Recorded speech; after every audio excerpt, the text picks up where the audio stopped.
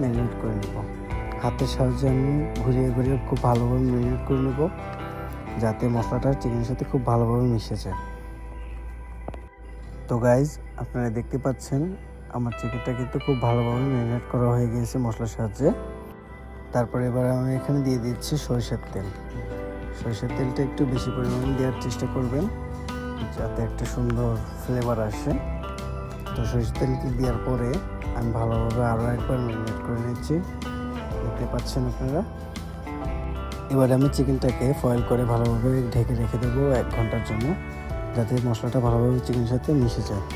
ফিরে আসছে 1 ঘন্টা পরে। তো গাইজ, ফিরে আসলাম আমি 1 ঘন্টা পরে।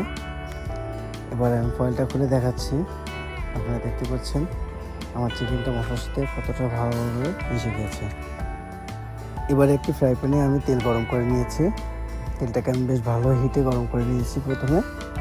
তারপরে আমি একে একে চিকেনগুলোকে তেলের ভিতরে ছেড়ে দেব। চিকেনগুলো ছাড়ার অল্প কিছু সময় পরে আমি চুলার হিটটাকে একটু কমিয়ে দেব, যাতে আমার চিকেনগুলো একেবারে পুড়ে না যায়। মিডিয়াম হিটে ভাজার কারণে আমার চিকেনটা ভিতর থেকে একদম ভালোভাবে হয়ে যাবে এবং আমার দ্রুত চিকেনটা পুড়ে যাবে না। কিছু সময় এভাবে ভাজার পরে আমি আমার চিকেনটাকে এক পাশ উল্টে নেব। এক পাশ মোটামুটি কিছুটা হওয়ার পরে আমি আর এক পাশ উল্টে নিয়ে আবার কিছু সময় ধরে ভাজতে থাকবো। এভাবে চিকেনগুলোকে আমি এপাশ ওপাশ উল্টে পাল্টে ভাজতে থাকবো, যাতে আমার চিকেনটা একটা সুন্দর কালার চলে আসে। তো দেখতে পাচ্ছেন গাইজ, আমার চিকেনগুলো কিন্তু পুরোপুরি ভাজা হয়ে গেছে। এবার আমি একে একে বাকি চিকেনগুলো ভেজে নেব।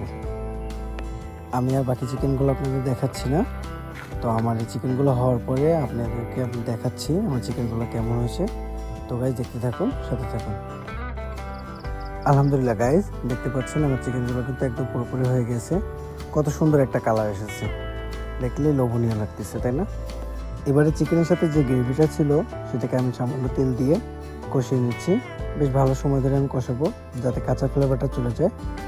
তো এটা হওয়ার পরে আমি চিকেনের উপরে ঢেলে দেবো, যাতে চিকেনটাকে দেখতে আরেকটু বেশি লোভনীয় লাগে। তো এবার আমি চিকেনের উপরে গ্রেভিটাকে দিয়ে দিচ্ছি। তো দেখতে পাচ্ছেন কত সুন্দর লাগছে, তাই না? তো গাইজ, আপনারাও চাইলে বাসা বাড়িতে অল্প খরচে এভাবে রেস্টুরেন্ট স্টাইলে চিকেন তান্দুরি তৈরি করে রাখতে পারেন। বিকালে নাস্তা কিংবা রাতের ডিনারের রেসিপিটি রাখতে পারেন। তো এই রেসিপিটি যদি আপনার কাছে ভালো লেগে থাকে তাহলে লাইক, শেয়ার, কমেন্ট করতে ভুলবেন না।